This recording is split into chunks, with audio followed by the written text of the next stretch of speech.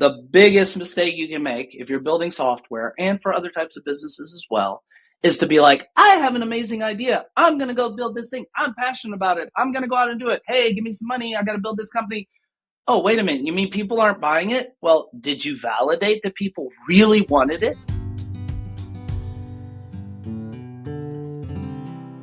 Hey, everybody. Welcome back to another episode of the Wedding Industry Insider Podcast. I am Eddie Babbage, founder, CEO of Timeline Genius, and your host here of the show. And we are doing something that I'm really excited about.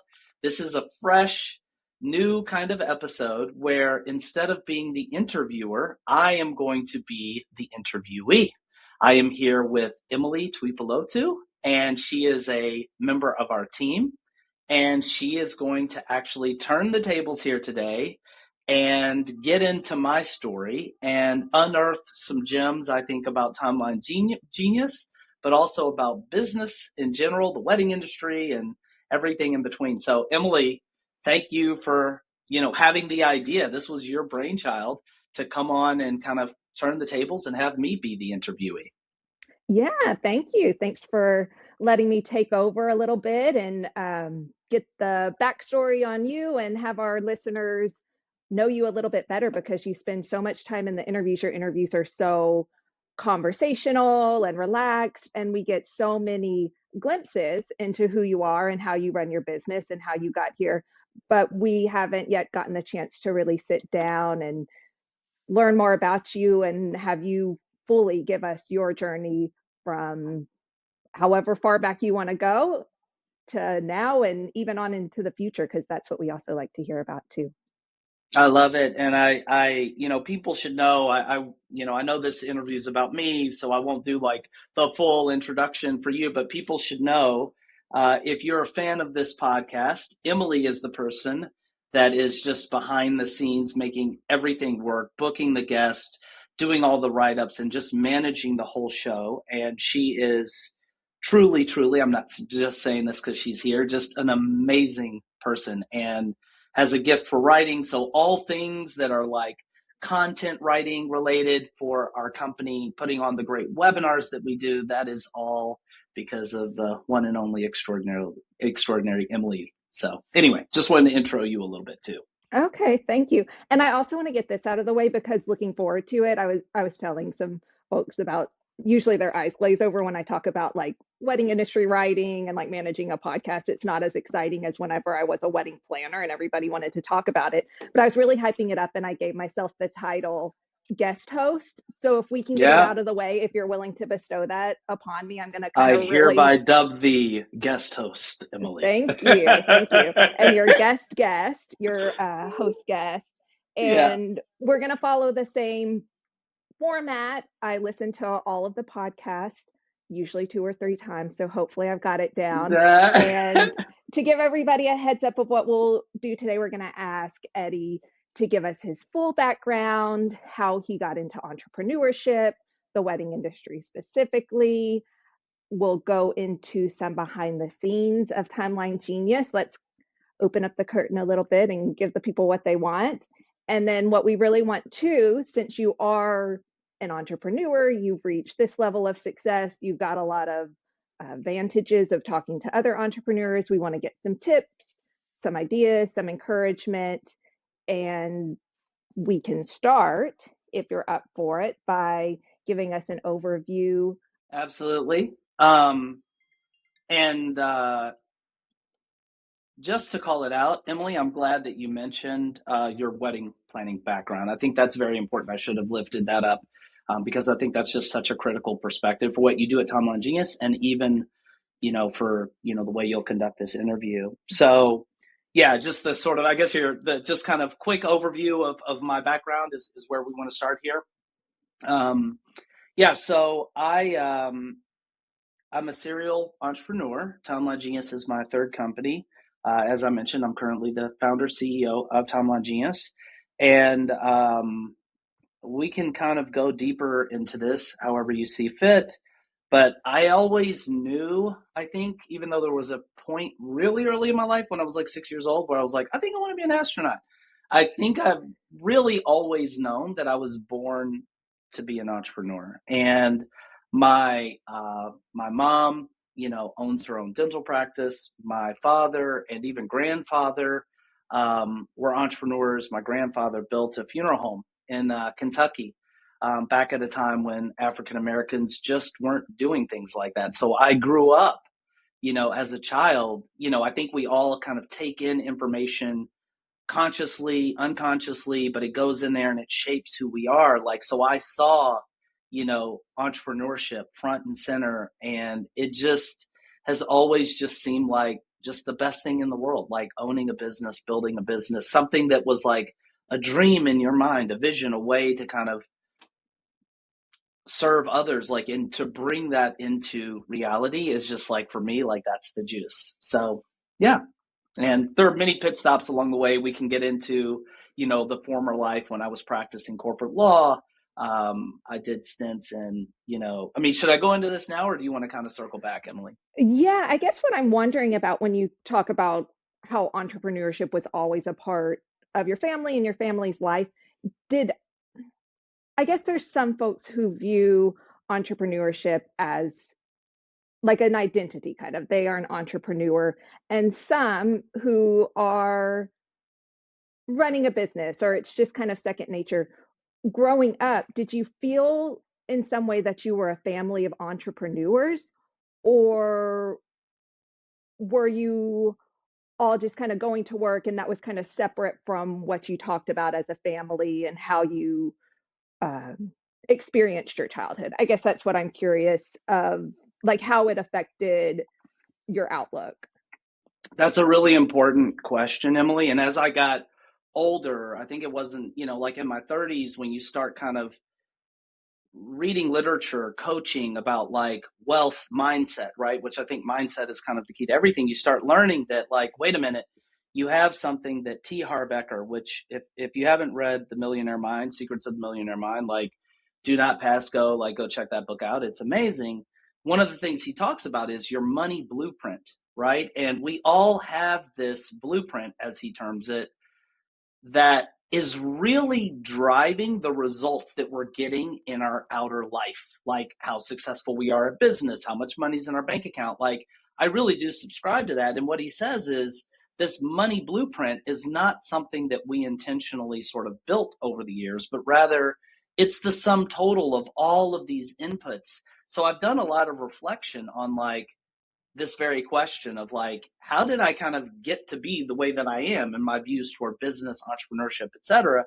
And when I look back, it wasn't just seeing what my parents, my grandpa, etc.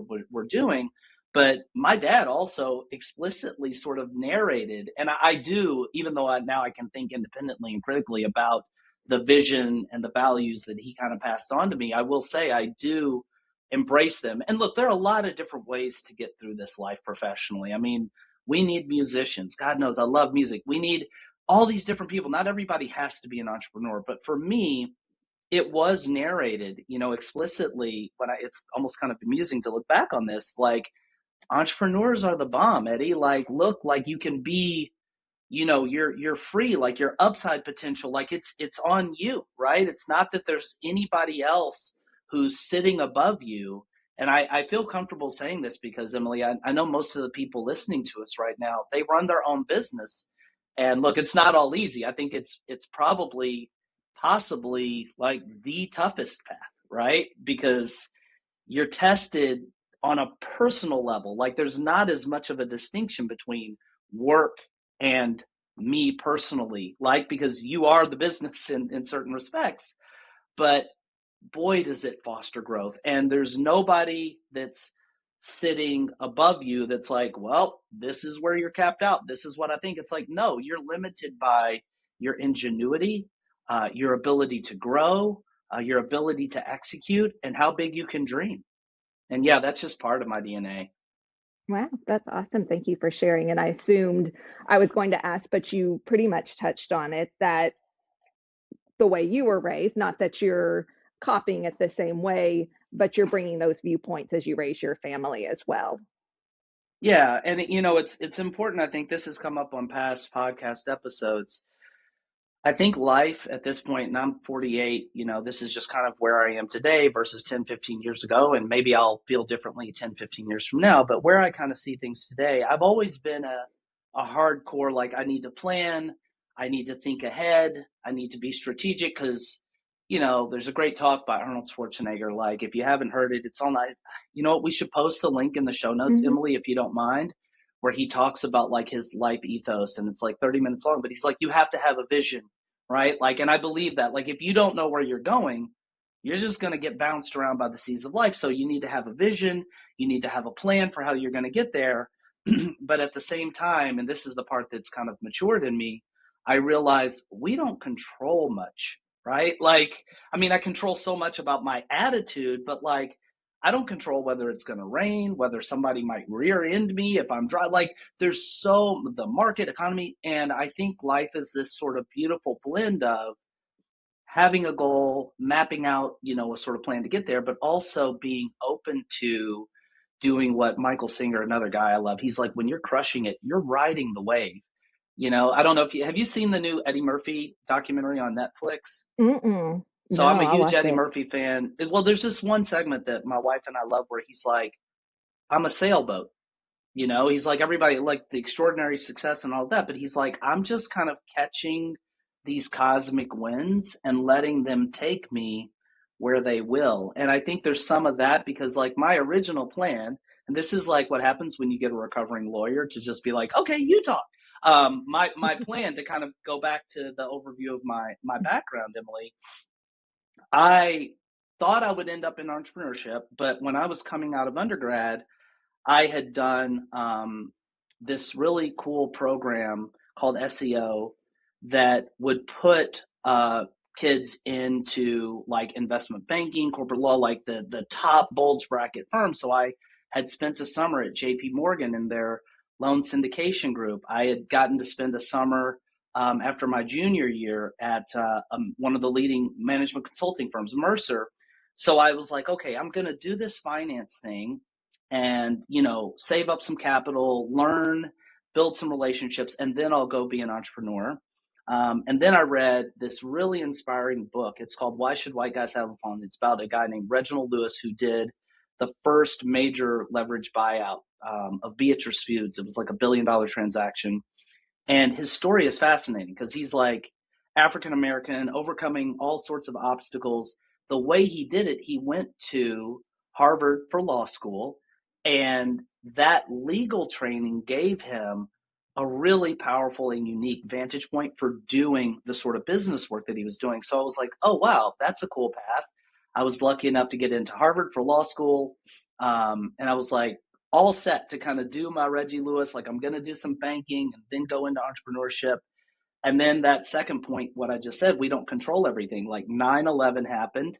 And the whole .com, I'm dating myself here, but the whole .com bubble burst for like the internet version 1.0. And I was like, okay, well, I've got a legal degree here.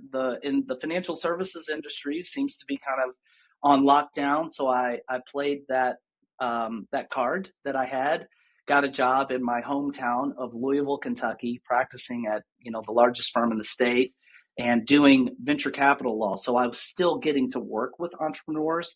I was just the legal side of it. When they were getting funding for their dreams, I was the guy kind of creating the deal docs. And then it wasn't too long before the entrepreneurial sirens started wooing me out to sea. I started my first company, which should I go into this now, or do you want me to just kind of break here? No, go. Okay. No, keep going. Yeah. So my first company grew out of what some people may not know. I am a huge lover of electronic music, fell in love with it in 1999. And the world was really interesting in the early 2000s because, and apologies if you hear the siren in the background, I'm in New York City, so, who knows what's going to happen. But the world was very different in the early 2000s.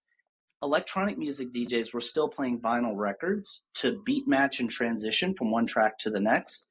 But the world had kind of moved on to iTunes and these sort of digital tracks. So my first company was called Resonant Vibes. We set up this company that was doing something groundbreaking where we said, look, we went to all of the music labels and distributors for electronic music around the world. And we said, look, why don't you license the digital masters test? Because they had just kind of started coming up with like digital turntables and they were becoming popular.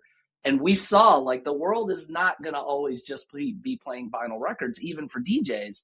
And we set up this this company to sell downloads of electronic music to customers all over the world. We ended up selling sample packs to producers. It was really amazing. We ended up raising money for it. Ultimately, did not get the home run that I was looking for because we had a competitor. I mean, I learned so much, Emily. I feel like I am a poster boy for the trite, almost hackneyed expression that like, failure is what breeds success, right? Because I did not get the result that I wanted ultimately. I mean, we did build up an amazing company, and, we had some assets to sell off and stuff, but we had a competitor, Beatport, which is still around now. They came in with huge funding and they just like blew it up, right? And just like took over the market. After that, moved to New York, married my wife. We were engaged at the time and started a second company, which, I mean, if you put yourself in the mindset, like, I've got this law degree from Harvard, right? Like people are like, what the hell are you doing? Like you're starting these, go practice law. Do you know how much money corporate lawyers make? I'm like, yeah, I do. Um, but like, this is who I am. This is what I want to do. So this was right around when the iPad came out, like around 2010. This genius dude that I knew when I got here, I got to know him. He had this idea for building a social television platform on the iPad and eventually extending beyond where people could be watching presidential debates or the Super Bowl or whatever and communicate with each other in a room. Unlike on Twitter, where there's just a fire hose of hashtags and conversations, that you would be in this virtual space together, sending out content, putting captions on things, sending out poll questions. And that venture, I still think that was a great idea, but a tough one as well. And I learned something really critical from all of these ventures, and we can circle back and unpack my key lessons if you want to. But from that, I learned it's kind of hard. I mean, there are businesses that don't have a revenue model on day one, Google, Facebook, whatever, but it's kind of hard to go that path because now you're dependent on somebody giving you the financing, right? And if you're not able to get the financing because the market swings or whatever, then if you don't have the revenue, you got to stop working, right? Because as we preach with wedding planners, like you got to profit is king. And then on from there to Timeline Genius in 2013. Really, I think, Emily, just learning this core lesson that I'll probably preach more about as we continue talking, that like it's all about finding a way to serve. And once I discovered that wedding planners had this burning issue, right? Like, how do I create timelines efficiently, professionally, without stressing? I was like, okay, I found a way to serve, and it's been off to the races since then. Awesome. Thank you. And I know for myself and for many of the listeners, we know your character and how you view failure, but it's also a little bit of hindsight 2020. So I'm curious if these times when the way you described them was not that it was failure, just things turning out differently, having to pivot. In the moment, did it feel like, oh, this didn't work out, but I learned a lot and on to the next thing? Or did it affect you in a deeper way on the inside that still brought you to where you are? Just curious to get into your head in those moments. Yeah, no, it's a great question, Emily. And the answer is resoundingly, it affected me on a very deep level. It's funny. I remember when I was practicing law, I had a venture capitalist as a client. And he told me, because he's in the business of, I'm sure most people understand venture capitalists, they give money to the entrepreneurs. And he told me, it's always stuck out in my brain for some reason. He's like, whenever I see an entrepreneur that's like super successful, I don't resent it for a minute because I know they earned it. And that's so true. Like, and I think too, even though we know that success oftentimes doesn't happen the first time we try something, and we all pay lip service to the notion that no, like there's no such thing as failure. Failure is how we grow. We all know these things, But when it comes time to practicing it, I think we still, certainly nobody ever wants to experience failure, right? Even though we know it does help us grow. But also in our society, success is kind of mythologized, right? Like there almost is this sort of like, well, if I tried this and it didn't work, well, that means I'm not good enough. I'm a little shamed. And like, certainly I was not immune to that, right? Like I was so committed to the visions. Kind of goes back to what I said. We plan, but we also see things that are beyond our control. I was so committed and believed so fervently. I was like, either this first company is going to work or I'm just going to die trying, right? Like 50 Cent says, get rich or die trying. Like I'm all in. This is what I'm doing and I'm willing to go to the mat. And then you get to a point and you're like, wow, this didn't work. Like, how do I even back away from something that I was so invested in? How do I call people that invested in my company, that believed in me, and tell them, hey, look, I very genuinely thought this is the result we were going to have like over time, and it's not happening for reasons A, B, C, and D. What I can say is that is very difficult, but I also meant it, Emily, like I've had a few different types of jobs. Nothing is like entrepreneurship. Like this, it just makes you grow. And growth usually isn't comfortable. And each one of those experiences, like there would be no timeline genius, period, full stop. There's no timeline genius if I hadn't been kind of forged in the fire of my prior two ventures.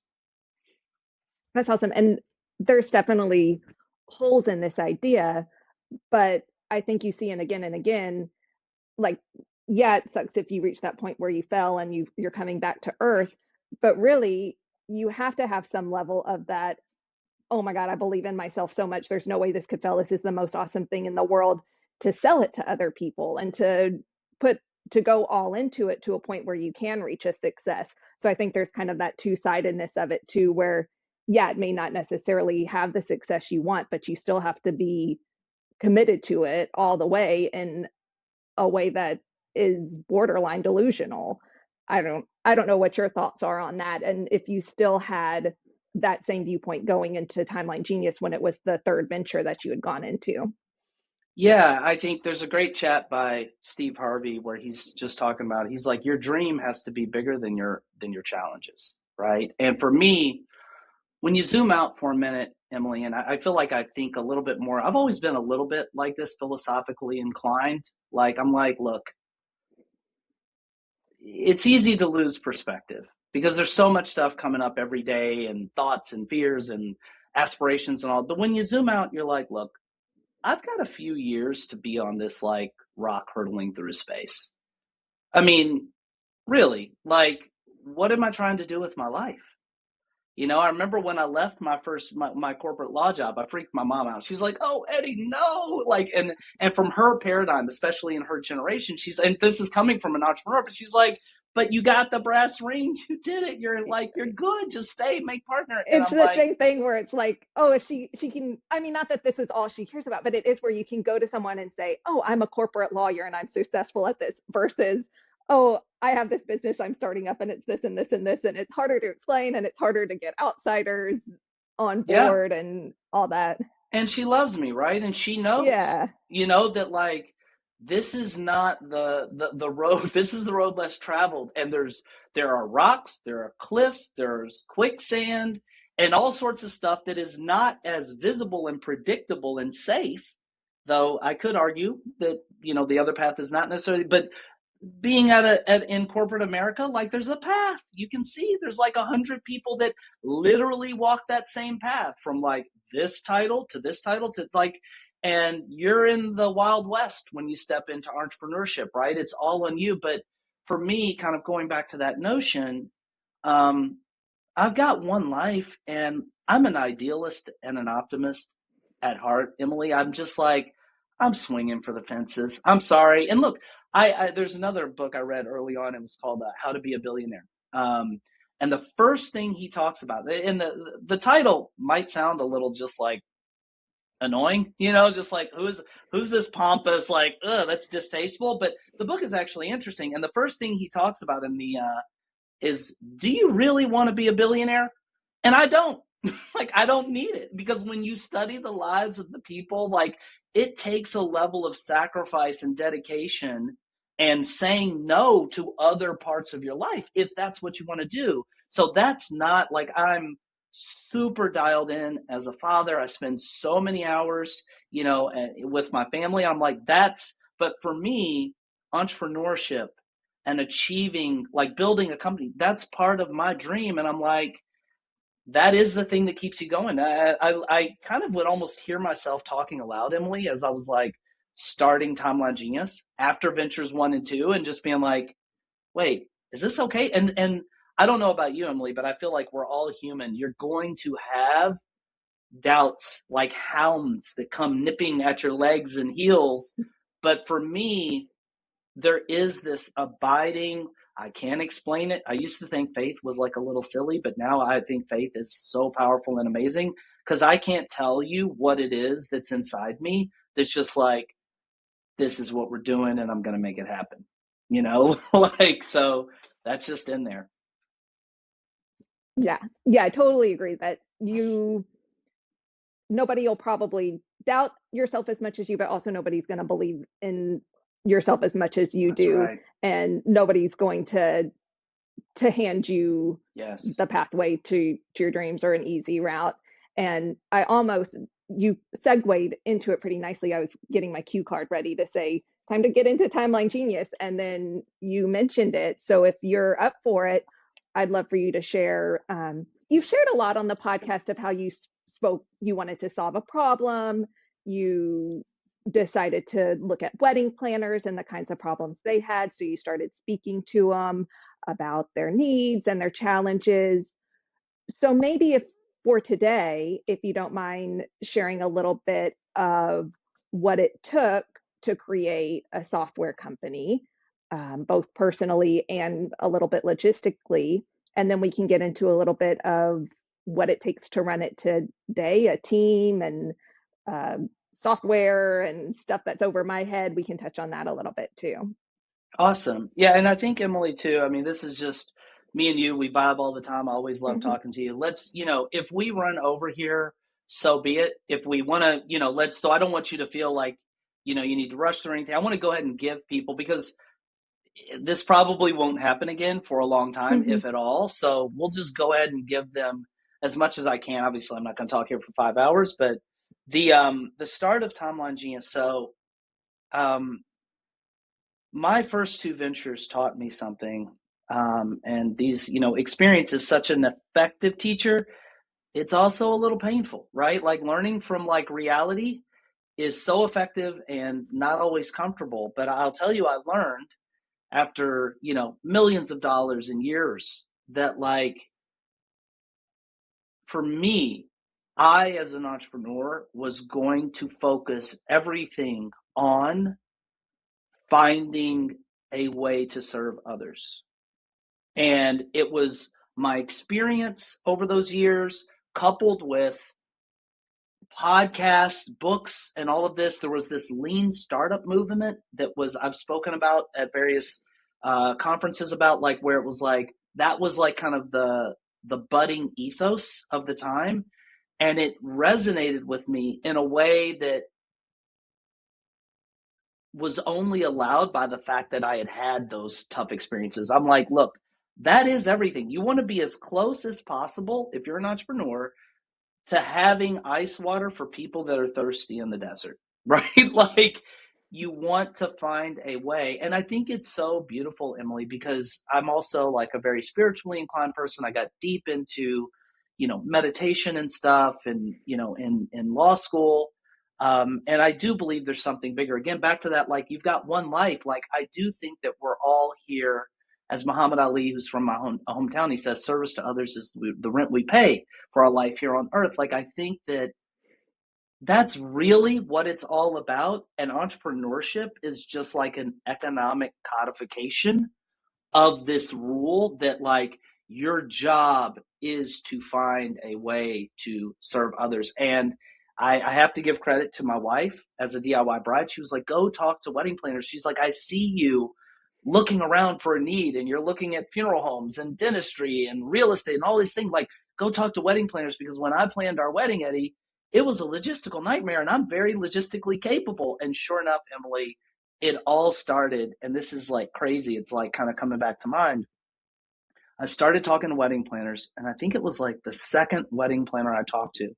It was on my birthday, August 28th, 2013. I literally have the call recorded. Her name is Bridget Hornester. Shout out to Bridget. She's amazing. She's very much responsible for Timeline Genius, even though she gets none of the sort of like public props or whatever. She was the first wedding planner I talked to. I'm like, what's the number one problem in your business? We talked all about this other stuff. And finally, at the end of the call, Emily, we were about to get off the phone. And she was like, there is one more thing, like timelines. I'm like, whatever, it's my birthday. Like, I'm ready to go. Like, I got stuff to do. She's like, no, no, no, no. Like, I should have been talking about this. Like, forget about what I was talking about before. Timelines are a big deal. And it all really started from there. Obviously, there were many other planners that echoed her sentiments, but that's what it all grew out of. And then what? So you talk to wedding planners, you realize that, like, okay, 100%. timelines.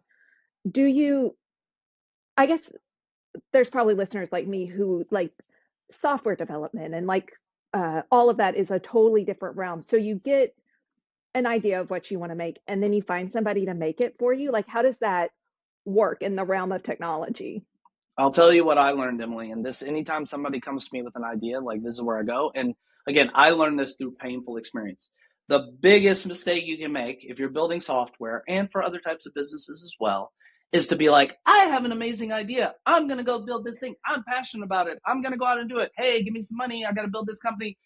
Oh, wait a minute. You mean people aren't buying it? Well, did you validate that people really wanted it? So before I ever started thinking about writing code, coming up with designs and business cards, way before that, I was like, no, no, no. I have been down that path of, I've got a great idea. I'm doing this. Let's go. It's not crazy. Not doing that anymore. What I'm going to do, I'm going to validate that I'm in a situation where if I build this, I've got ice water for people in the desert. I literally spent months like, and God bless and thank you to the planners that took time out of their busy day long before I had any name or standing in this industry. I would get them on the phone.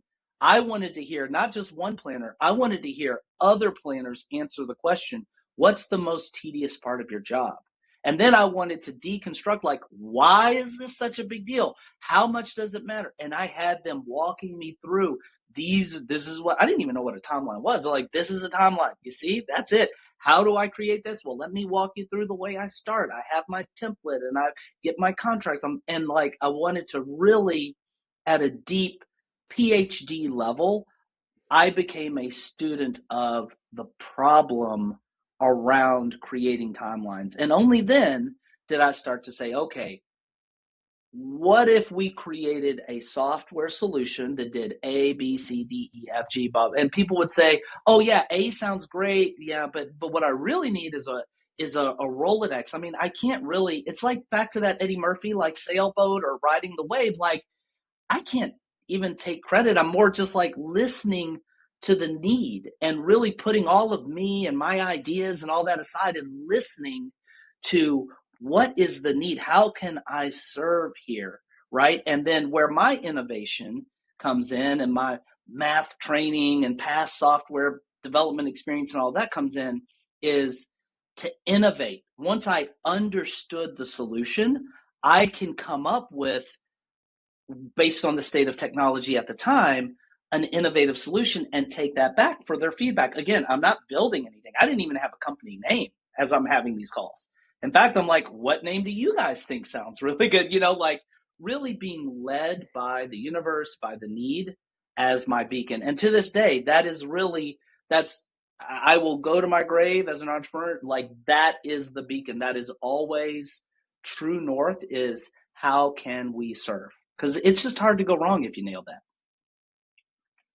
And I think it's so important to put a lens on quickly that these conversations with wedding planners, and a lot of times even the conversations you have now with wedding planners was not transactional. It was not sales. It was not early, like acquiring customers. It was research, right? And that's how you went into it. Am I correct? And that transitions very naturally at a certain point. And again, God bless, like for Kimberly Richmond, like the people that like Nora, right? Nora Shields, that's my girl. I love her, always will. People that said, we are going to pay you now. Because I was like, I'm not doing this. I'm not spending 2 years and untold amounts of my money to build a product. And, you know, my dad actually, as I reflect, had passed away. He died very young, like 58 in 2012. So I was kind of going through that, right? And I had an inheritance. I'm like, I'm not spending, you know, money from like on something that like isn't really validated, right? And there were these planners, like it wasn't a ton of people, but there were just enough who said, look, I will literally pay you now. I don't know the company name. I haven't seen any software, but you've told me you're going to build the solution that does A, B, C, D, and E. I'll pay you now if you do it. I'm like, now I got something, right? I've It got was people that paying meme me. where they're like, take all my money. Yeah, it's like, I mean, that's your validation. When you have somebody that's like, I mean, they're not my friends at the time. They are now, but they weren't at the time my friends. And they're like, I want this really badly. I'm like, okay, sounds like I got ice water and some thirsty people. Let me go serve, right? Like, and that's when I started calling like my favorite programmer. Like, I was like, look, we got to get this thing going, and designers that I knew that were really this way. And that's what we entrepreneurs do, right? Like, we start bringing the resources to bear to solve this need, right? And I think the trap that we talk about, you've heard on the podcast, is like working in the business versus on it. I think that the CEO mindset is like, not that I'm going to get everything done, though in the early days you kind of have to, but that I've got my eye on the ball. My job is to bring the people, the resources, the systems, the capital, everything to the table so that this problem gets solved. Did you have that moment of when you're discussing with someone and they're like, yeah, here's my money, give me the program? Did you have that with your other ventures that you tried? I Did you didn't have approach similar it that moments? way. No, I didn't approach it that way. Like I said, like um, you learn through experience, right? Like my first company, I remember this guy when I was practicing consulting, he said something that really got in my head. He's like, pretty much anything you like to do, there's a way to make money at it. He's like this MIT guy, really sharp guy. And I was like, huh, that's interesting. And I was like, when I was starting my first company, I remember when I had the idea, and by the way, like it was a great idea. It's not like, oh, we had customers all over the world. Like, I mean, I was going to like the hottest electronic music parties, like, and our company was sponsoring them. And like, you know, I mean, it was really amazing. Like the issues were, you know, the margins, you know, That's like like a post-grad dream. It's like, oh yeah, I out of mean, college, it time to go honestly, party for a it living. was, I mean, well, I mean, it was work, right? Like we weren't really partying, like, but we did go to events because we were in the music industry. So you have to have a presence, you know, as a brand at these events. Most of what we were doing was, you know, but I was working with like people that to this day, I mean, these guys were in my wedding, like these were my buds, like, and we're just like watching the tech industry unfold and the web 2.0 revolution and going out and raising money. I mean, it was challenging, but it was also like a hell of a ride. And there is no failure. I mean, it sounds trite to say, but I mean it. Like, I wouldn't undo that experience, and neither would any of the other people that, I mean, I was on the front page of the business section of my city newspaper. Like my like dad was like, this is my son. That's even my mom probably came around. She's like, hey, this is my boy. Like, so it was like this really exciting, but like I approached it from a standpoint of like, what am I passionate about? Which is not to be discredited, right? That's something. And let me just go make money. And I didn't think as much about validating. I was like, look, this is my vision. I'm going to go hard. I will this into existence. And I think at this point, what I've learned is it's great, have that will to existence, but also be open, like learn, get outside of your head. And I think this is really valuable for planners as well. It's not just about like a software company. You may have ideas, but like do your research, right? Like talk to your clients, like get that feedback, understand, because you might have a movie, and this is kind of the crux of it. Like you might think this is the message that's going to land with my ideal client. Here's who my ideal client is. Here are the marketing channels where I can go. But if you're not out studying and learning from the outside world, asking your couples, like, how did you actually hear about me? What made you hire me? Like, that is just really critical. So it's data that is waiting for, yes. some data you have to pay for and you have to dig around and, get people to access for you. But there's so much that you just have access to, right? Absolutely. 100%. So you talk to the planners, you got the technology moving. Here we are, you've got Timeline Genius where it is today. Is there anything else that kind of stands out between that 12 to 13 years that you want to talk about or touch on or share with listeners? Yeah, I think, for what it's worth, I just want people to be encouraged. Hopefully if you're hearing my story, in addition to just giving you more perspective and insight into Timeline Genius, and because Timeline Genius is a group of people, right? And so, the composition of our team has evolved because we've been doing this so long, but it's just like a lot of people like you, Emily, like you've touched this, and like a piece of you is in this company, like everything that we do, like, and I think that, I guess I would want people to just get some inspiration, because I know that if you're a wedding planner and a business owner, that is a quadrant that we call challenging, to do both of those things. It hasn't been easy with Timeline Genius. Now, I do think, again, the Eddie Murphy sort of metaphor, the wind has been in our sails. And I can't imagine trying to build a company without having that wind, because that wind, and when I say the wind, it's that conviction, knowing that I am aligning myself cosmically, like truly, like forget about business, like cosmically, I am aligning myself with some force that like is moving towards growth and expansion and prosperity, right? Goodness and helping other people. Like there's just something really powerful about that, because even with that, you're going to have highs and lows, and you're going to have moments. I know I'll just speak for myself, certainly, where I'm like, wait, am I crazy? Should I have been a lawyer? Like I've never ever like fundamentally doubted myself or ever reached the conclusion, wait a minute, this was silly. But like certainly having those like nightmares where I'm like back at my firm and I'm like, wait, was I supposed to, like, it really has tested me over the years, but I've always had a true and deep conviction that is just rooted in the notion that, like, you know what it is, Emily? It's almost like I hear planners tell me there's nothing better than when, like, a couple hugs me at the end of the night. That bride is hugging me saying, I couldn't have done this without. For me, the number of times, especially in the early days when Tom, because at this point, there are plenty, I mean, we've got a lot of growth that's still to come and exciting things. But at this point, like, look, it worked, right? Like Timeline Genius has done something, like I know that. But in the early days when things felt more fragile, yeah, like my heart always will go out to those people that would get on the phone and just say, Eddie, I just want you to know this is amazing. Like you are helping me. Like that's the fuel, right? That lets you weather and take these other blows that come along the entrepreneurial path. But like when you're getting that feedback and you're like, wait a minute, this is bigger than me. I'm helping other people. Like I'm good, As a wedding planner, you know how important it is to create detailed wedding day timelines for your events.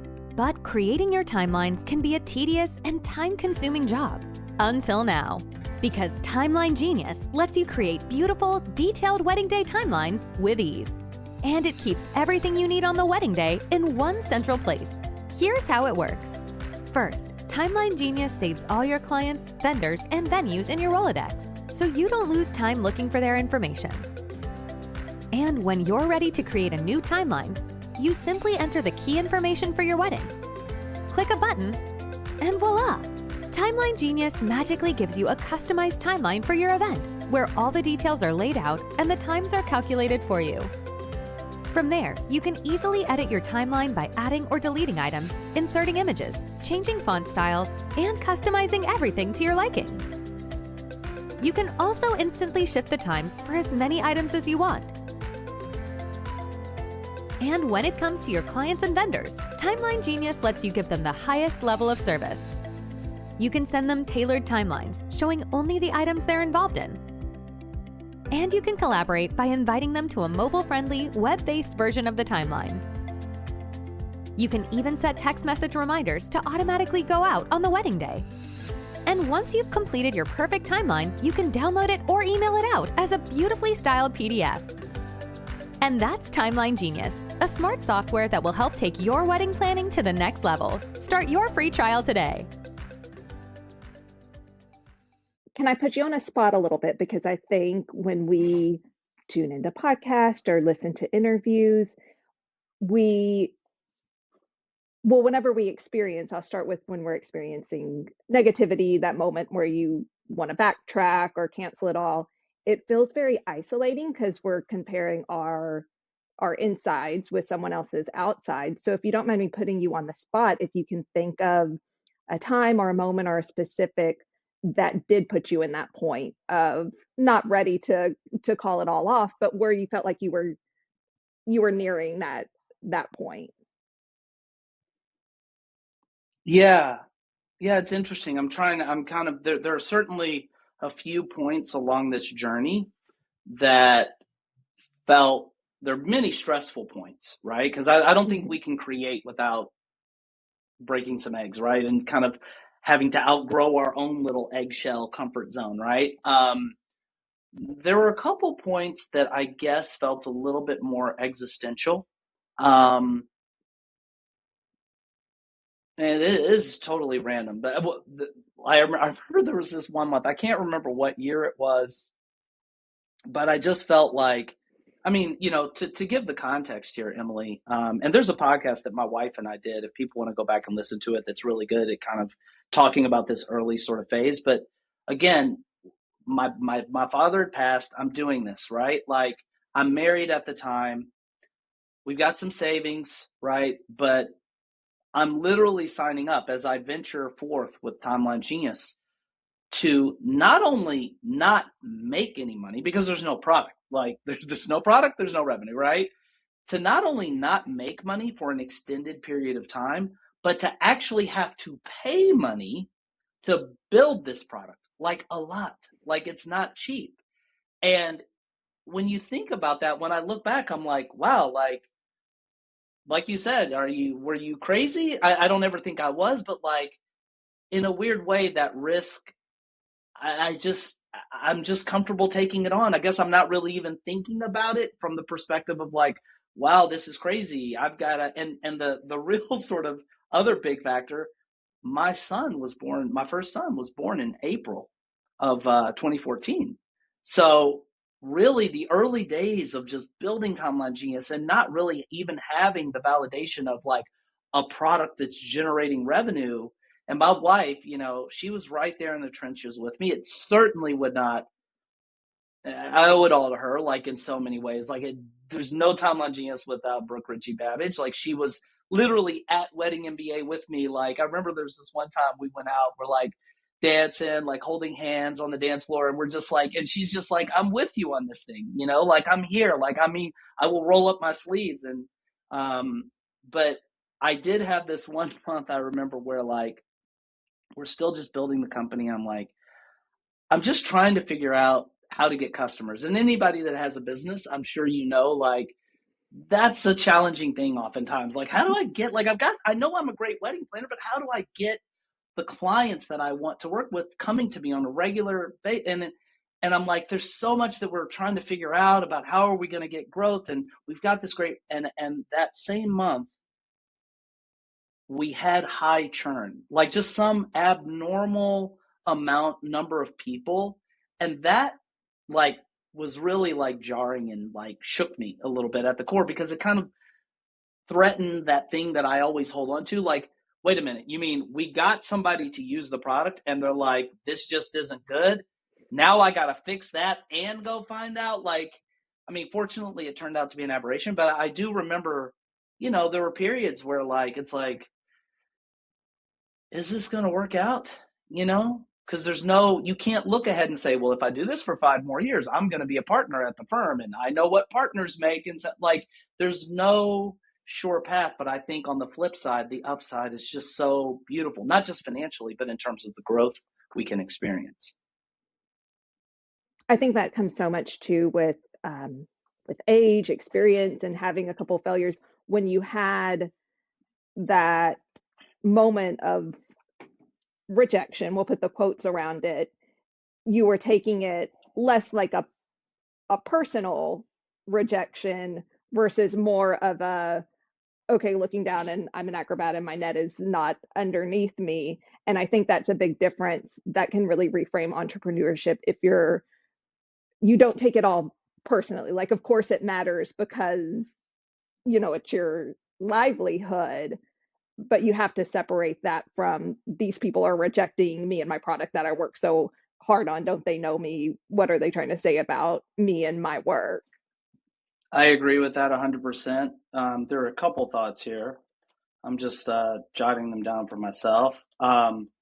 First of all, I just want to, I mean, I know we've already hit this, but like, just to be really clear and bold on this point, like, failure is how we grow, right? Like, I see it with my kids in chess. Like, you go lose, those are the games that you learn from the most, right? Like, and I know we all pay lip service, but like, that is truly, if you're not willing to try to do something and not get the outcome that you set out to get, like, we don't learn to walk by getting up and just running, right? Like, we fall on our butt. Anybody that's had a toddler, I know you know this, like, you see, it's like there's a process, and at no point do we say, if somebody asks you, how many times are you willing to get back up again to learn how to walk? And be like, as many as it takes, right? And that's just like, we don't think about it, but of course you're not going to walk and you're going to keep doing it and fall on your butt until you figure the thing out. The second thing I heard, there was a guy, I can't remember his name. I think it might be David Bayer. Can't remember, but he said one of the most self-limiting beliefs and orientations to the world, and these are usually things that happen subconsciously, which makes them so powerful because we don't even know they're there, is this unstated fear that I'm not going to be okay. Like, sure, I'm okay in this moment. I've got my food, whatever. I've got clothes. But some part of our reptilian sort of lower self and brain is like, yeah, but like, what if I'm destitute? No, or just don't, like, what if I'm not okay in the future, right? And he talks about like how powerful it is to let go of that, right? And when I look back and I think starting a third company, you look up and you have a kid on the way, like, what are you doing? Does this make sense? I think we can be a lot more unfettered and we can make some bold, amazing life decisions if we aren't making those decisions from the viewpoint of like this fear-based orientation of like, but will I be okay? I don't want to be stupid. I'm not saying go put your hand on a burning stove and be like, I'm going to be okay. Like, obviously you want to be rational, but I think a lot of times that fear of like, what if it's not going to work can be the thing that kind of makes it not work, because you start acting in alignment with that fear, not because you want to, but because that's just the way fear works. Yeah, that's exactly what I've been kind of working on the last few years, is whenever I'm faced with a decision, a lot of times I can kind of separate it into, okay, this is the choice I would make out of fear. And this is the one, like, not to sound too much like a coffee mug, but this is the one that's what's the best that could happen. What's the best thing? And making my decisions pointing one of those two directions. Absolutely. Always towards the best. The decisions are facing that way. But once you separate it into those two categories, it offers a lot of clarity. Yeah, no, I agree. 100%. And then the next thing I wanted to do with you, Eddie, and I didn't give you a heads up on this. I mean, I did say that I was going to pull back the curtain on Timeline Genius, but I would love, we're going to, if it was Timeline Genius, the musical, we're on Broadway, we're sitting front row, and the curtains open and we get kind of that opening shot of everything going on. could you take us around the stage for a little bit and tell us what happens on a day in Timeline Genius or a week? Yeah. Wow. What a cool A little question. bit of music. You can, if you want to put some rhymes or some songs, but let's set the stage. Yeah. No, I love it. What a colorful metaphor. So yeah, there are a few different departments, I guess, as we waltz through the Timeline Genius musical. Waltz. It's there that we kind go. of musical. That's there we go. Go ahead. I'll stop interrupting. No, I love it. I love the metaphor. I love it. And the thing is, like, I feel like people see me a lot of times, like doing a podcast, giving a webinar, and that really gives a warped view of what's happening, because Timeline Genius is so much more than just me. And there are a few sort of departments or like aspects of our company in no particular order of importance, because all of the roles are needed to make this thing work. First, we have, customer success. Shout out to Riley. Most people, if you're signed up with Timeline Genius, you know Riley. Riley is just going above and beyond in supporting our customers. And that, to me, going back to the whole story, if we're in the business of serving others, there was a time when I used to do customer support myself, right? That is a sacred role. Like, Riley is the touch point.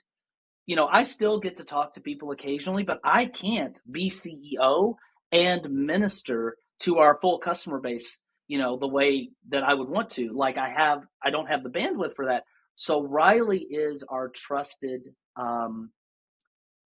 interface point with our customers, and she's amazing, and she has a background in weddings. We also have product development, right? So Svetlana, Hemming, Igor, and that goes hand in hand with design, right? Like, so Juanita currently and Christy Ha in the past, these are for our particular business, that's where the product is made, right? And I love connecting with them. I really do have a knack for and a passion for the product side of things, maybe even to a fault, like, because like you have to really also focus a lot on marketing. So you go out and tell the world, we're amazing, come use this. Like, and that's my instinct is like, yeah, but let's build an amazing product, right? And I think we've done that. And it's due in no small part to the people that I just named, our developers, our designers, who, Svetlana in particular, she's been with us for years. So the people in our, development department, design and development, they are the ones who write every line of code. They're designing every graphic and font family. And obviously, big shout out here to Brooke Bowen-Schulte, my roll dog. She has been part of this. Her heart's been with TG, like bringing in new customers, building that relationship. She's, got a background as a planner, and she's just amazing. So every sale that we run, she was the one that was like, Eddie, you might want to think about doing sales. I was like, really? Because I'm just focused on building this great product. She's amazing. You already spoke at the top of the interview, like everything related to the podcast, like you got that. You're holding it down. You're better than I could have dreamed for anybody to just take off, my plate, my baby. When I started this podcast, I used to do everything. So it means the world to see, that you have such capable hands. I don't want to forget anybody. Mitzi, like our virtual assistant who does all the manual recreations of, timeline templates and stuff like that.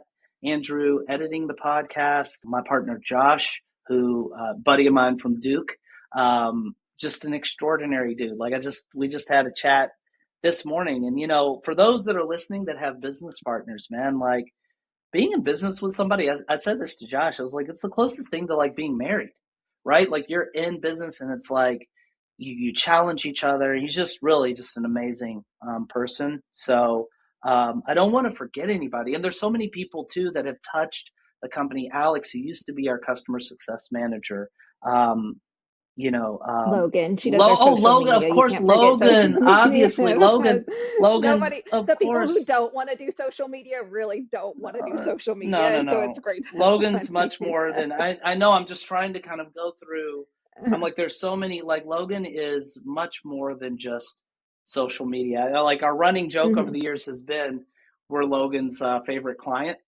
because, and then she's been like, she's actually getting married, and so, it's been amazing to kind of watch her own entrepreneurial path sort of unfold over the years, but she's always been so vocal about, like, I love Timeline Genius. Like, I love this community.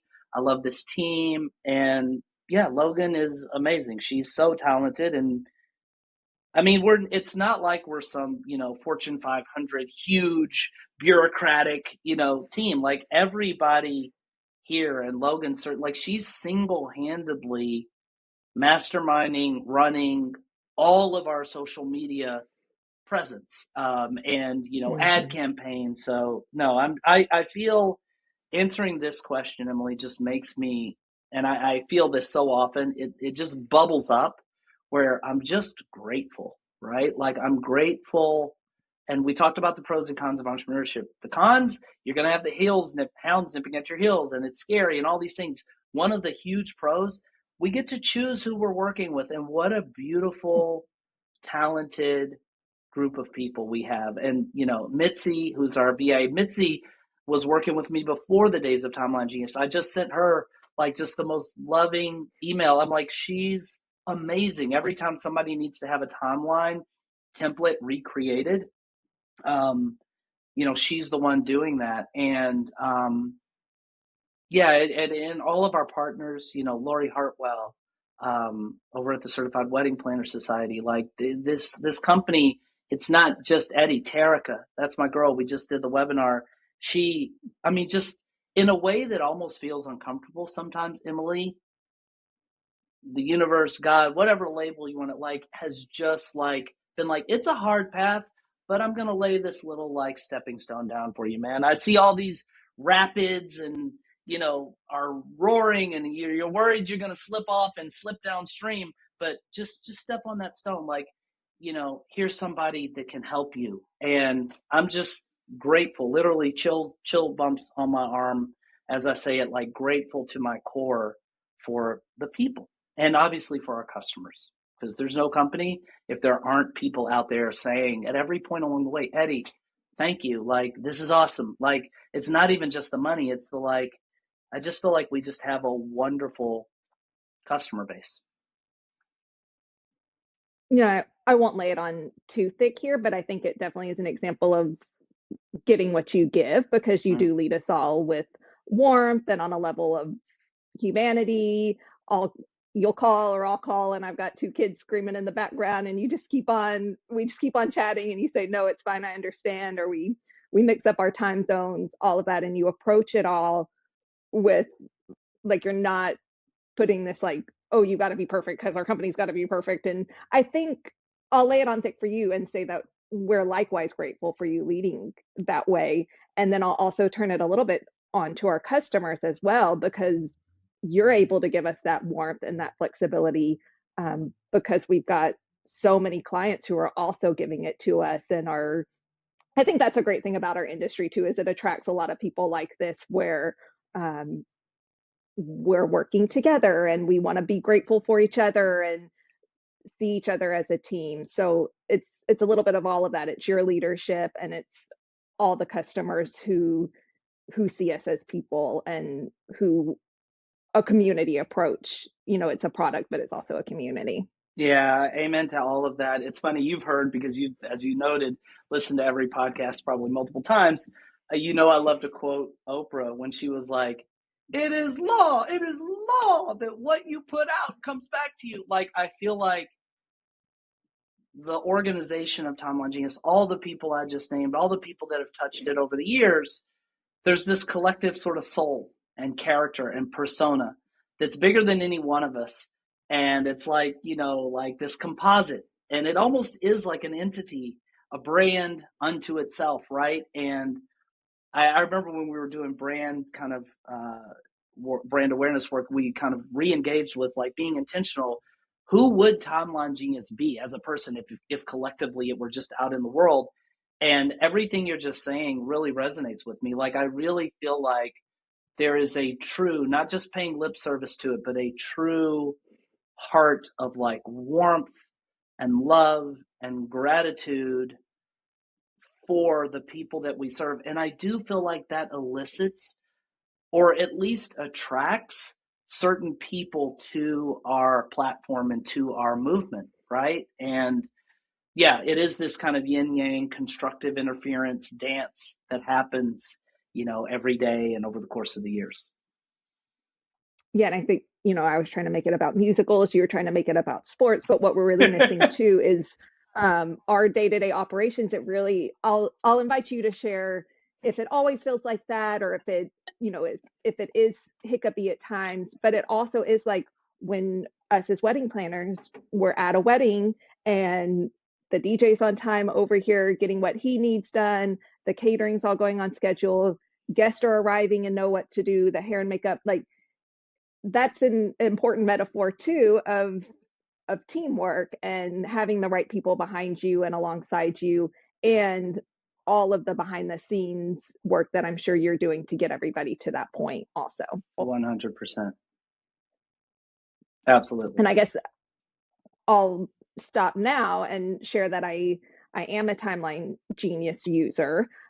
Whenever you hired me, I'd been in the wedding industry at that point for over a decade. Yeah. I'd never heard of it, which you were, I won't say pulling out hairs, but something like that I had not heard of you.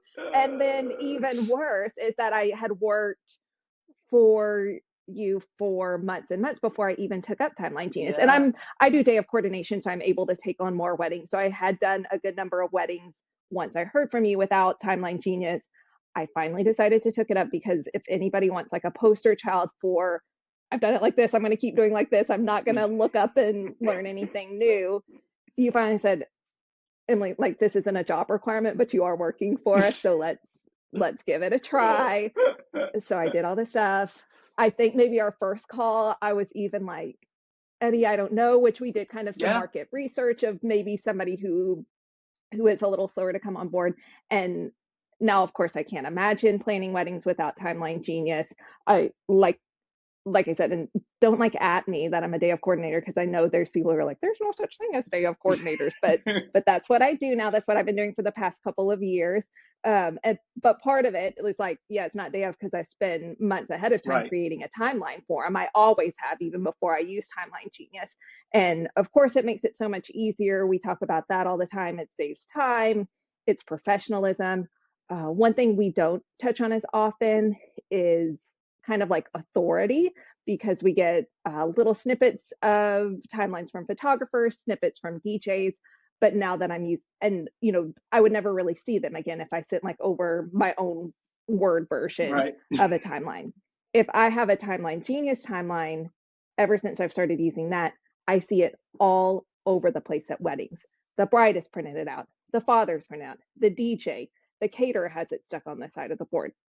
I'm not over there. I don't lead that way anyways with an iron fist, but if you want your timeline to be the one that everybody knows, that got your phone number on the top, your way of doing things because you're the expert and you know how things work, having a timeline that looks professional, that is so detailed, that's supported by other wedding planners and Genius technology, I think that's been one of my biggest sources of pride, is that now like my timeline is the timeline, which isn't because I want to be the person, but because I've taken everybody's timelines, that their requests, the DJs, the caterers, all of that, I've taken all that into consideration. And now we don't have a bunch floating around. We have the one. And not only does it help the day go by smoother, it builds so much respect and trust and teamwork.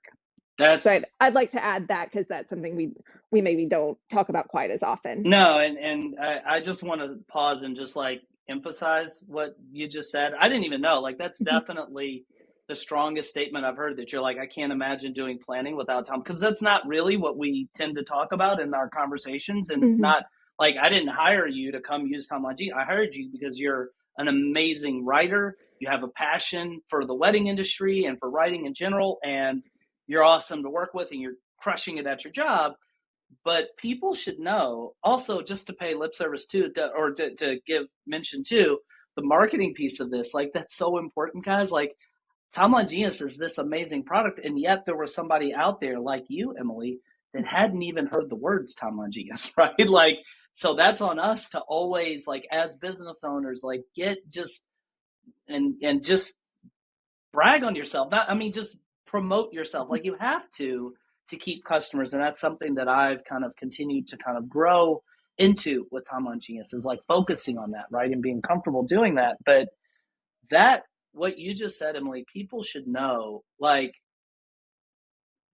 that is huge what you just said, right? Like when you came on, you had a way that was working. Like that is like one of those sort of like spike the ball validation moments for me. Like it really means a lot, because like I saw, yeah, you were working with the company, but you weren't going to just start using it. Like, and you were very vocal about like, well, this is the way I normally do this. How does this work? I don't know if this is gonna. So that really tells me, Emily, and I guess I already knew this to a very strong degree, but even further now, that like there's so many people out there, like you just gotta give it a try. Like just open up to the idea that maybe the way that you've been doing it, some part of you already knows it's not perfect, because it's not like Word docs were never built, or Google Docs was never built specifically for the job of doing wedding day timelines. That's all we've done over the last 12 plus years. All we've done, not just me, but all of those people that I named. They're brilliant, they're capable, they're talented. All we do all day, every day during the week is focus on how can we make it easy for wedding planners to create amazing wedding day timelines and checklists. Like that's what we do. There's a tool for that, and it's one of the most critical workflows in your company. And I didn't even know you were going to give that testimonial, but I mean, I know you, and people should know that was not scripted, and you speak from the heart, and you were not a fast convert. You were a very critical new user of the product. So yeah, that's amazing. And I'll also add that, now this will be coming on where I've about to hit the 2-year mark of using it. Kind of gotten to a point where I've, well, I'd say I have. It didn't take me that long to really love it, but I am getting to the point where I really feel like I've mastered the point where I've used it to improve my process, became more open to changing how I do things, and also learning how it can meet me where I'm at on maybe my non-negotiables or the way, the things I must do. But everybody on the team, Brooke and Riley, have been so helpful to getting me there. And there's no service, no VIP treatment I've received that nobody else can get, right, because you can always email them. You can get that one-on-one demo, which I was resistant of, because I'm like, no, I'm a millennial. I can learn this myself. Right. It's just technology. Right. But, and you also get to know us a little better and come and get a tour and tell, it's good feedback of, this is how I do things. How can it work for me? And just go into that with an open mind, which I think is like a pitfall of maybe the lone wolfness of entrepreneurship, where you're even more at risk of getting stuck in your way. So if you open yourselves up to new technology, softwares, you're not going to be that planner that's stuck years in the past because you kept your head down doing things the same way always. Look up a little bit, see what's out there, do the community, do the webinars, do the one-on-one tour, and at least be open to that so that you can move with the times. I mean, I would hate to think that I'm in another 10 years that I'm still just doing things the same way I was in 2013. Absolutely. No, that's huge. If there were one just single thing that you would say, Emily, because I feel like your testimonial is one of literally the most powerful and meaningful testimonials over the years, just because you have such unfettered access and direct access to Timeline Genius. Like, what we're about, and you're also doing the Wedding Pro thing yourself. Like, if you could say one thing to people who maybe haven't tried it or haven't gotten over that hump of like the inertia created by their old or existing workflow, what would you say?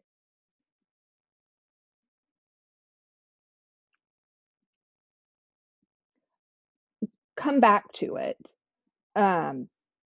Work with it a little longer, get the help, maybe attend a webinar or do the one-on-one tour, and then also invite your customers into it. I think that's something you learn if you've been doing this work long enough. Anytime you change softwares, payment systems, things like that, you're having a learning curve, and it's a great way to in a small way, invite your clients into the process and say, hey, I've got this new software. What do you think of this? Because that's something I would have missed out too if I hadn't have said, oh, hey, I've got this new timeline software. Let me know if you hit any snags. Let me know what you think. It's been all positive from the client side. And I'd say, even if a software was harder to use, which this one is not, but if you're putting a little more, more brain power into something that delivers such a better quality of service to your clients, it's going to be worth considering. So definitely something that's going to make your life easier and improve the experience for your clients, I think is a win-win. So maybe if you're struggling to get on board, or you gave it a try and kind of gave up, because we as wedding planners, there's nothing we love or care for more than our couples, maybe with a couple exceptions, but we love them so much. Keep them focused whenever you're thinking of taking on, a Timeline Genius or using that. Think of the way it'll improve their wedding day. If being inwardly focused is not enough to keep you to get over that hump, think of the couples. Love that. Love it. Love it. Love it. Thank you for sharing all that. That's super, even for me to kind of hear that and be reminded, like, that is an important, like, I remember I had this one person, she actually worked at a venue, and she said, Eddie, I see all the timelines from the major planners in this area, and, the ones coming from Timeline Genius are the best. Like, she's like, and I've had people, especially in the early days, are like, I think I'm going to sign up, but like, I don't know the way that I've been doing. And they do the Pepsi challenge, like where they put their old timeline in front. And this is not bragging. It's just like riffing off of what you said. And it's making me remember data points over the years where people literally did that experiment. And it's not about ego. It's not about like your way and my way, or what, like, it's like, what is the client's like, no, I love that. Like, that's awesome. Like, I can check my timeline on mobile and leave comments, and it's with it. It's with the times, so appreciate all of that. Yeah, absolutely. And I guess kind of leading on to a couple more questions I wanted to ask you is still kind of keeping it the spotlight on me for a second, because I think there may be more wedding planners who are also in my boat. We talk so much about entrepreneurship on here and how you always wanted to be an entrepreneur, and that's where your journey was always going. There's so many people, hopefully I'm not alone, like me, who wanted to be wedding planners. Yes. And just for me, I'd say I'm like an entrepreneur against my will, because I knew the kind of work I wanted to do, and the way to do that was through entrepreneurship. Yes. And, if I wasn't listening to this podcast, I wouldn't even call myself an entrepreneur. And so I'm curious your maybe advice, or if you have like a little pearl of wisdom for wedding planners who see themselves that way, but are ready to kind of also take on the identity of entrepreneur. That is such a good observation. And over the years, I've interacted with so many wedding planners, and you are far and away, resoundingly, the general rule and practice that somebody got into this because they were passionate about wedding planning. There's a guy, Michael Gerber. He wrote a book called The E-Myth. I've mentioned it a couple times on previous episodes. This is his whole thing, right? Is that for most people, I happen to discover in my case, again, I was chasing my love of electronic music at first and kind of letting my entrepreneurial tendencies manifest through that. But what I discovered is, no, wait, my passion is for the entrepreneurial process. And I can apply that to whatever angle. Let's anchor it to something that I know is serving others. Now, the beautiful thing about being a wedding planner is you don't really need to go out and do market validation in the same way that I did before I built the software. In other words, people are going to keep getting married, right? And that's going to happen. And it is this beautiful thing, right? That I have so much appreciation for, like, what wedding planners do. It's just this beautiful thing now to bring this into existence for your couples, right? As we think about this notion of what got you into it, like what Michael Gerber says is you have to make this mindset transition, right? Like, you might have gotten into this because you're passionate about wedding planning. You probably did, but you have to stop and realize now that you are also a business owner.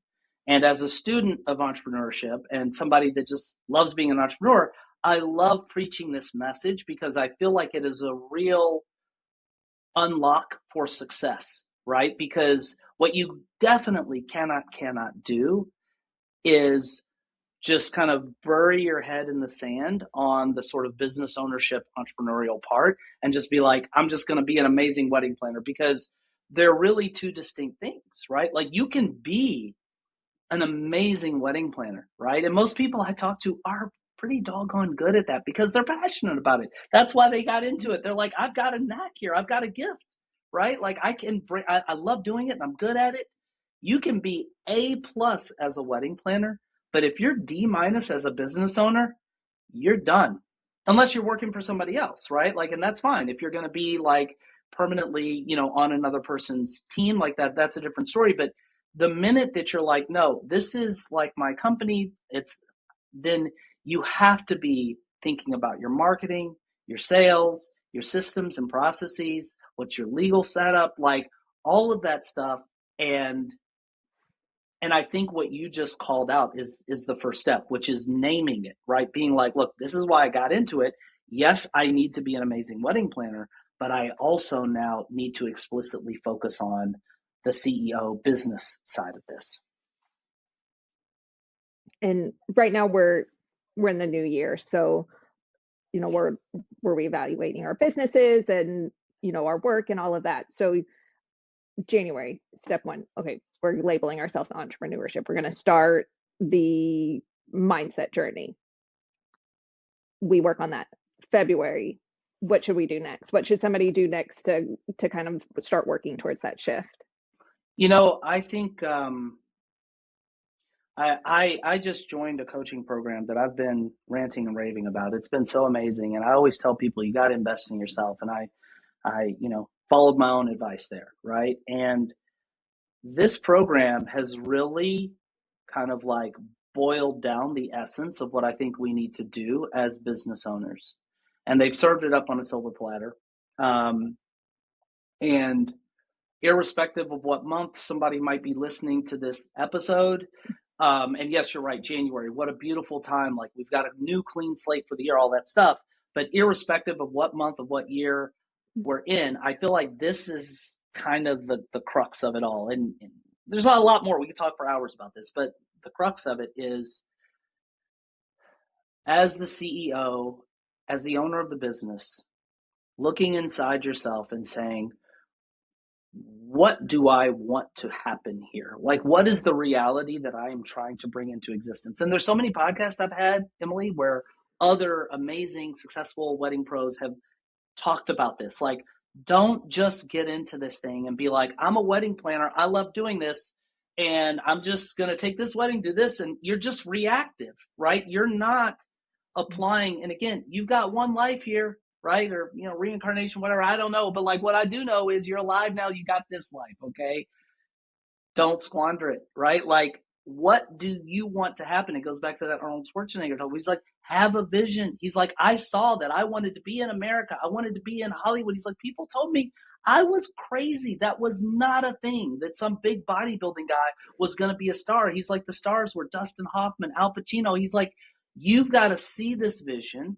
And other people may not see it, right? I love Russell Simmons. He's like, God gave the vision to you. Don't expect other people to see your dream. That's what, when I left, even my mom, and I love her dearly, like, it's, the dream was in here, it was in my head. So like, you've got to tap into that dream.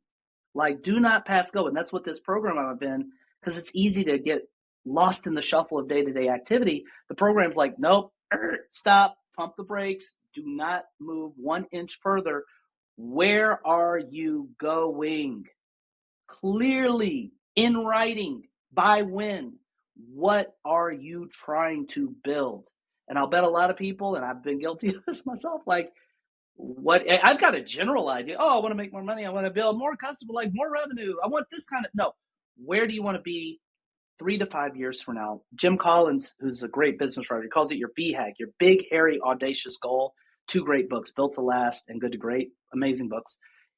He's like, that's set your BHAG, right? And it should be something, Emily, that is a little uncomfortable, right? Like, that's not like a slam dunk. Like, I know for sure, like, that's what this entrepreneurship thing does. Like I talked about faith, it's got to take a leap of faith, right, for you. But it also needs to be, like Steve Harvey said, something the dream has to be big enough to overpower the challenges and the adversities that you're going to that you're going to experience along the way. So set that BHAG, that big, hairy, audacious goal, make it clean, like fix your mind, like see it in your mind, like fix it in there, like lock it in and come back to it every day. Like, think about it. Like, what am I doing? Because otherwise we forget, we move on to the next thing and we're not thinking about the dream anymore. No, every day. And that's what this coaching program, my wife's friend, she calls it the adult babysitter club, where you come together for 30 minutes, write down your goal, write down the reasons why you want to achieve it. And then once you do that, Emily,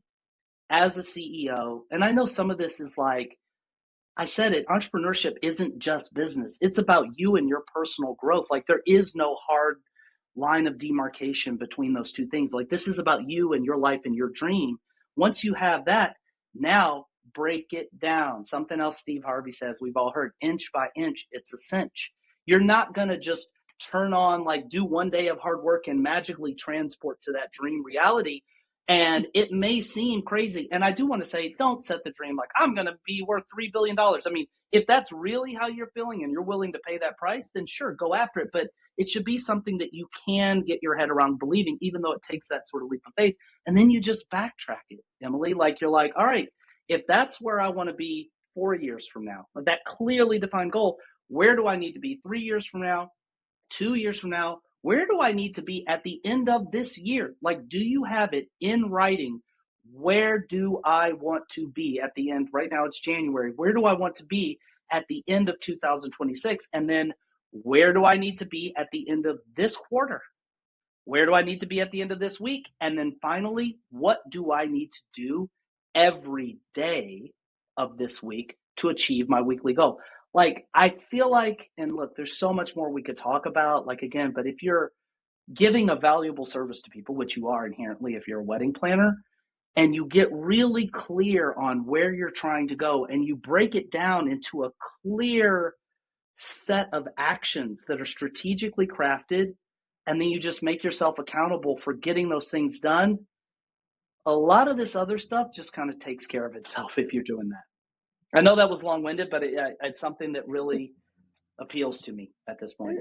No, that's awesome. That's exactly what I was looking for, is something that felt both inspirational, but has some sort of like, here's where you start exactly. And I think that that's such a hurdle, is the mental energy it takes to even map that out. But of course, it's so worth it. And I'd say, I've done 50, 60 podcast episodes where we're inviting successful wedding planners, successful pros, whatever they may do, on here.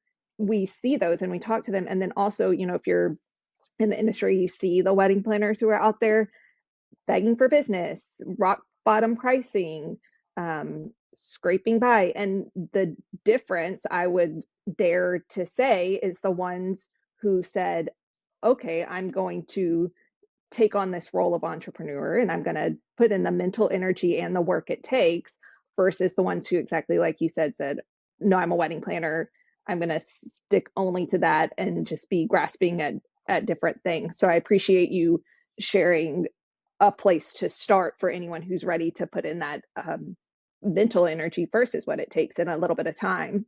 Absolutely. No, I really appreciate that you raised that point of, hey, I got into this because I love wedding planning and I wanted to be a wedding planner. I did not get into this because I'm thinking about all these other facets of building and running a business. So I thought that was a great point to raise. Is there anything else you want to share before we start winding down that you were hoping I asked, that you would No, this has been great, Emily. I feel like, yeah, no, I mean, look, we could talk for hours. We'll never cover any, all of it, but I think, yeah, we had some really good points here, and I think we've already accomplished, the goal of giving people insight into me and more importantly into our company, and to what we're all about.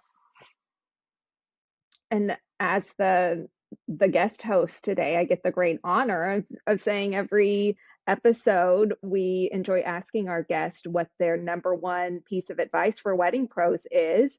And now we all get to hear Eddie's answer and the look on his face. We're on YouTube, everybody. So if you haven't watched an episode on YouTube, you can start now, go to YouTube and watch, and you would be able to see that Eddie's face, like a little bit. If you didn't know any better, you'd say that he was caught off guard by this question. Like it looks like his wheels are turning. We'll see what he's prepared as his number one piece of advice. He is not caught off by this question. Well, if you're a first time listener. So here's what's comical.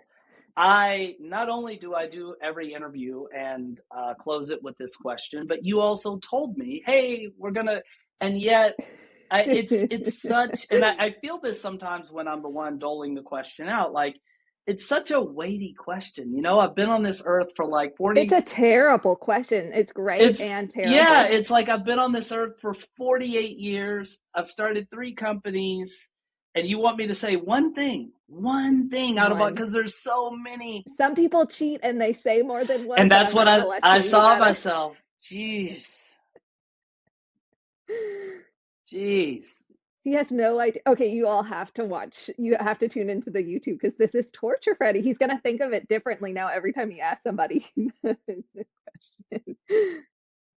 question. I might get lawyerly on you here and thread a few things into one point. Uh-oh. But I would say, tying it all together here, you've got one life as far as I'm concerned, right? And you want to go big with this thing. And that means a couple of things that are just different ways of saying the same thing. That means looking inside yourself and figuring out, like, what am I here for? Like, how can I be like my best self? There's this thing that Ed Milet actually and David Goggins, two people that Goggins especially, I did just like change my life. They talk about this notion where like they imagine, not that this is necessarily what happens, but they just imagine that at some point, we die and we, get to the pearly gates or whatever, and we meet a version of ourselves that is the fully actualized best version, right? Doesn't mean that version worked all the time, because when it was time to be with family, that version did it, right? When it was time to go to the gym, that they just did everything. They nailed it. They nailed it to perfection, which we're all imperfect. I'm not going to say anybody's ever going to get there. But the idea of like looking inside and being like, I want the distance between me and that person to be as narrow as I can make it. You're not competing with anybody else. It's you and you, right? And the thing that I'm going to just kind of squeeze in here with this notion of like, look inside and tap into like a big, beautiful, not fear-based, but like a love and confidence-based, like I'm going to blow, like think big, go hard. And that vision, hopefully, if you're just looking for success tips from me, needs to be anchored in something more than you. Not because it's like nice to say it, but because no, really, like anchor it. For me, it's been anchoring it to this beautiful team that God has given me to help do this dream. And all of the people that are listening right now and the customers, like that fuel, you can't like manufacture that if you're just, and I'm a big believer, yes, have a dream for the house you want and the vacations, like I do.